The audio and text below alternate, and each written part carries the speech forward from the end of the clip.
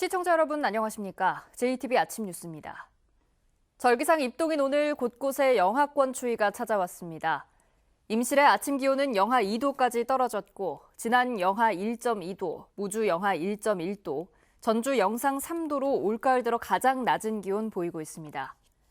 낮에도 전주와 익산이 15도, 진안이 13도에 그치면서 어제보다 2, 3도가량 낮을 것으로 예상됩니다. 오늘 종일 맑은 가운데 미세먼지 농도도 보통 수준 유지하겠습니다. 이번 추위는 주말인 내일 아침까지 이어진 뒤 낮부터 점차 예년 수준을 회복할 것으로 보입니다. 모레 일요일과 다음 주 월요일 사이에는 비 소식이 있습니다. 본격적인 김장철을 앞두고 이제 새우젓 준비하셔야 하죠. 그런데 중국에서 들여온 냉동 젖새우를 불법으로 유통시킨 업체가 적발됐습니다. 길바닥에 널어놓고 바닷물로 헹궈서 팔아넘겼습니다. 하원호 기자의 보도입니다. 늦은 밤 군산 내항의 부둣가, 냉동 젖새우를 바닥에 깔아둔 채 녹이고 있습니다. 아무런 위생시설도 없는 길가에서 냉동 젖새우를 바닷물로 헹궈 파는 겁니다. 포장 상자에는 중국산이라는 표시가 선명하게 찍혀 있지만 판매용 새우에는 원산지가 표시돼 있지 않습니다. 이게 중국산 새우 맞죠? 네. 그러시죠. 지금 이 표시가 하나도 없진 않아잖아. 아니죠. 할 땐 말을 하죠. 단속에 적발된 이 업체는 지난 7월 초부터 중국산 냉동 젖새우 10톤을 들여와 원산지 표시 없이 소매상들에게 팔아넘겼습니다. 중국산 냉동 젖새우는 국내산보다 10배 가까이 쌉니다. 젖새우 어획량이 감소하고 김장철을 맞이해서 이제 새우값이 폭등하니까 그런 차익을 노리기 위해서 중국산 새우를 가져다가 불법 유통한 걸로. 또 허가도 없이 판매용 새우젓 0.5톤을 만들어 보관해온 사실도 드러났습니다. 전라북도는 원산지 표시가 없는 식재료는 구입하지 말 것을 당부하고 김치와 젓갈류, 고춧가루 제조업체에 대한 점검도 강화하겠다고 밝혔습니다. JTB 뉴스 하원호입니다. 익산 대학가에서 주로 대학생들의 원룸 전세 보증금 수십억 원을 가로챈 일당이 결국 구속 기소됐습니다. 이들은 가로챈 보증금으로 외제차를 타고 해외여행을 다녔습니다.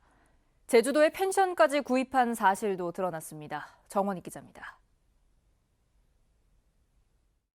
3년 전부터 익산시 원광대 주변에서 원룸 16개 동을 사들여 임대업을 하던 40살 강모 씨와 처조카 31살 손모 씨.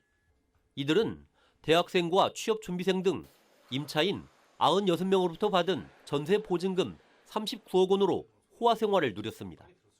고급 외제차를 타고 100차례 넘게 해외여행을 다니는가 하면 수사를 받는 중에도 국내 카지노를 들락거렸습니다. 제주도의 펜션 건물과 진안에 있는 임야 등 5건의 부동산을 사들인 뒤 자신의 누나 명의로 소유권을 이전하기도 했습니다. 보증금을 펑펑 쓰면서도 원룸의 가스와 수도, 전기요금을 내지 않아 임차인들은 큰 고통을 겪었습니다. 네, 관리가 내서 저희는 다 거기서 알아서 해주겠다 생각하고 가만히 있었는데 갑자기 터져가지고 일이. 검찰은 사기 등의 혐의로 강 씨와 손 씨 2명을 구속 기소했습니다. 범행을 도운 60살 강 씨의 누나는 불구속 기소하고 달아난 43살 남동생은 지명수배를 내렸습니다. 검찰은 이들이 서로 책임을 떠넘기고 있지만 처음부터 보증금을 돌려줄 의사가 없었다고 밝혔습니다. 현재까지도 보증금을 돌려받지 못한 피해자들은 강 씨와 공인중개사 등을 상대로 보증금 반환 소송을 진행 중입니다. JTB 뉴스 정원익입니다. 비빔밥 재료를 넣어 만든 비빔빵으로 유명한 사회적 기업이 갑질의 보조금 횡령까지 각종 의혹에 휩싸였습니다. 노조는 부당 노동 행위라는 입장인데 기업 측은 경영권을 노린 일부 직원들의 꼼수라며 반박하고 있습니다. 주희인 기자입니다. 전주의 명물로 떠오른 비빔빵으로 유명세를 탄 사회적 기업 천년누리푸드입니다. 2016년 사회적 기업 인증을 받은 뒤 해마다 정부와 민간에서 지원금을 받고 있습니다. 2년 전에는 취약계층의 일자리 창출과 사회 서비스 제공에 기여한 우수기업으로 선정됐습니다. 노조 측은 좋은 평판과 달리 기업 대표로부터 4년 동안 상습적인 폭언에 시달렸다고 말합니다. 임산부 같은 경우는 이제 뭐 휴가를 이제 신청했더니 막 고성을 지르면서 전화해야 되고 엄청난 욕과 모멸감을 주었습니다. 임금도 주지 않은 채 당직 근무를 강요하고 근로기준법에 따른 연장 근무 수당도 지급하지 않았다고 주장합니다. 일하시는 분들은 기본적으로 노동인권이 보장되어야 됩니다. 사회적 기업은 특히나 의무가 더 강조돼야 된다고 보고 있습니다. 그러나 저희가 확인한 바로는 근로기준법의 사각지대에 이분들이 놓여 계셨다. 기업 측은 경영권을 뺏으려는 일부 직원의 말일 뿐이라며 의혹의 대부분은 사실이 아니라고 반박했습니다. 원래 노동조합은 회사의 경영권에 간섭을 못해요. 그런데 민주노총 공공수 이름을 빌려가지고 여기 자료 제가 다 드렸잖아요. 그 회사 참가를 했다 일정된 증거자료. 일부 직원들이 지원금 횡령 등의 혐의로 기업 관계자들을 검찰에 고소한 가운데 양측의 진실 공방은 당분간 계속될 걸로 보입니다. JTB 뉴스 주혜인입니다. 남원의 한 사립고등학교에서 회계 부정으로 돈을 빼돌렸다는 의혹이 불거졌습니다. 사실 확인을 위해 교육청이 자료 제출을 요구했지만 이 학교는 자료를 내지 않고 버티고 있습니다. 교육청이 과태료를 부과했지만 이것조차 낼 수 없다는 입장입니다. 오정현 기자입니다. 지난해 말 남원 한 사립학교 회계 비리를 고발하는 투서가 교육청에 접수됐습니다. 내용이 구체적이고 믿을만하다고 본 교육청은 장부를 봐야겠다며 자료 제출을 요구했는데 학교는 버텼습니다. 감사를 거부한 겁니다.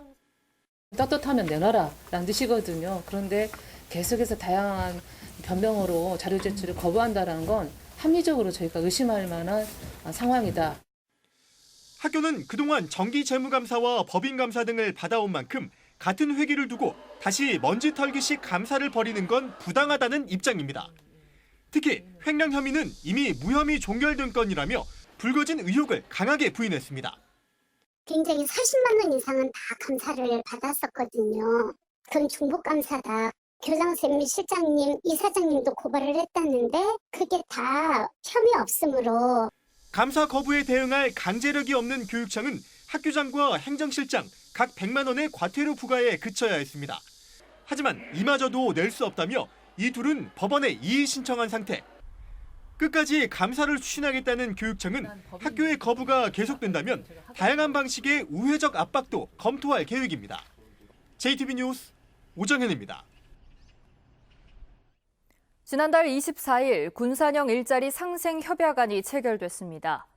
협약안은 지역 공동교섭과 노동이사제 도입 등 선진적 노사관계를 통한 상생이 핵심 요소인데요. 군산형 일자리가 침체된 지역 경제를 살리는 마중물 역할을 할 수 있을지 주목됩니다. 조창현 기자입니다. 현대중공업 군산조선소와 GM 군산공장 폐쇄로 벼랑 끝에 몰린 군산경제. 군산형 일자리는 지역 경제를 살려야 한다는 절박함으로 시작해 1년 만에 결실을 맺었습니다. 대기업이 아닌 전기차 생산 중소기업이 클러스터를 조성해 양질의 일자리를 만들어낸다는 게 군산형 일자리의 핵심입니다. 지역의 신산업 육성의지, 노사민정의 대타협, 그리고 정부의 지원이 더해져 군산은 전기차 메카로 우뚝 서게 될 것입니다. 군산형 일자리 상생협약안은 11조 40개 항으로 구성됐습니다. 핵심 요소는 지역 공동교섭을 통한 적정임금 시현, 원하청 기업 간 상생을 통한 동반 성장 방안을 명문화했다는 것입니다. 노조가 5년간 파업을 자제하는 대신 기업이 우리 사주제와 노동이사제를 수용한 것도 눈에 띄는 대목입니다. 원하청 기업까지 만약에 포함된다면 그들이 전부 다 한자리에서 1차 공동교섭을 거칩니다. 그렇게 되면 하청기업 사정도 이해할 수 있게 되고 군산형 일자리를 기반으로 한 고용 창출과 공장 가동이 이루어지려면 상당한 시간이 걸릴 것으로 보입니다. 그동안 지원 근거가 담긴 균형발전 특별법을 처리하고 기업들의 투자가 제대로 이루어지는지 지원 감시하는 것은 정치권과 지자체, 시민들의 몫입니다. 이번 주 현장 스토리판에서는 군산형 일자리의 추진 과정, 협약안의 주요 내용과 기대 효과, 해결 과제는 무엇인지를 취재했습니다. JTB 뉴스 조창현입니다. 전북 가야의 상징인 봉수와 철기 문화의 우수성을 알리기 위한 축제가 남원에서 열렸습니다. 군산 지역 업체가 주한미군 조달시장에 진출할 수 있도록 돕기 위한 행사도 진행됐습니다. 송창용 기자입니다. 봉수왕국 전북가야 한마당 축제가 남원, 유곡리, 두랑리, 고분군 일대에서 열렸습니다. 이번 축제에는 가야 문화권에 속한 전북 7개 시군이 참여했고 고유제와 봉수 점화식 등이 진행됐습니다. 앞으로는 전라북도 가야 문화들을 제대로 정립해서 전라북도의 자존심을 한번 살리는 데 최우선을 두게 될 것입니다. 군산시가 주한미군 계약사령부와 함께 주한미군 계약사업 설명회를 열었습니다. 이 자리에서 주한미군은 주한미군 사업자 등록 방식과 계약 유형, 계약 진행 과정 등에 대해 설명했습니다. 건설 사업이라든가 납품 이런 그 조달 이런 그 관계를 군산 그 업체들이 이렇게 설명회를 듣고 앞으로 이제 그런 기회를 이렇게 만들 수 있을 것으로 기대가 되고 있습니다. 정읍시와 정읍 라벤더 허브원이 관광 상품을 함께 만들기로 협약했습니다. 정읍 라벤더 허브원은 구룡동 33만 제곱미터 부지에 라벤더를 활용한 볼거리와 즐길거리를 조성하고 있습니다. 정읍 라벤더 허브원을 구절초 축제와 더불어 우리 시의 또 하나의 볼거리로 육성해 나가도록 최선을 다하겠습니다. 전북 천리길 생태문화체험의 일환인 훈몽제 선비의 길 걷기 행사가 내일 순창군 복흥명과 쌍치면에서 열립니다. 이번 행사의 참석자들은 복흥명 낙덕정에서 출발해 가인 김병로 생가를 거쳐 훈몽제까지 6km를 걷게 됩니다. JTB 뉴스 송창용입니다. 국회에서 내년도 국가예산과 법안 심사가 본격화할 예정이지만 전북 국회의원들은 특정 상임위에 쏠려 있어 대응에 한계를 보이고 있습니다. 도내 지역구 국회의원 10명 가운데 국토위에 가장 많은 3명이 포진해 있고 산자위, 농해수위, 기재위에 각각 2명씩 그리고 보건복지위에서 1명이 활동하고 있습니다. 이 때문에 각종 현안이 많은 문광위와 특례시 문제를 다루는 행정안전위, 금융중심지 담당인 정무위에는 단 1명도 없어 매번 국가예산 확보와 지역의 입장을 반영하는 데 어려움을 겪고 있습니다. 전주 삼천에 매립된 폐기물이 수거됩니다. 전주시는 삼천을 맹꽁이와 수달 등이 서식하는 생태하천으로 만들기 위해 서곡교와 홍산교 아래 매립된 6,000톤의 폐기물을 내년 3월까지 수거하기로 했습니다. 이곳의 폐기물은 전주시가 1990년대 초반 쓰레기 매립장을 확보하지 못해 임시로 매립한 겁니다. 분만 산부인과가 없는 도내 7개 군지역 임산부에 대한 분만 교통비 지원이 내년부터 확대됩니다. 전라북도는 출산 취약지역 임산부에게 최대 42만 원씩 지원했던 진찰과 분만 교통비를 내년부터 최대 58만 원으로 확대 지원한다고 밝혔습니다. 지원금을 받으려면 출산 후 2달 안에 분만 및 진료 서류를 관할 보건소에 제출하면 됩니다.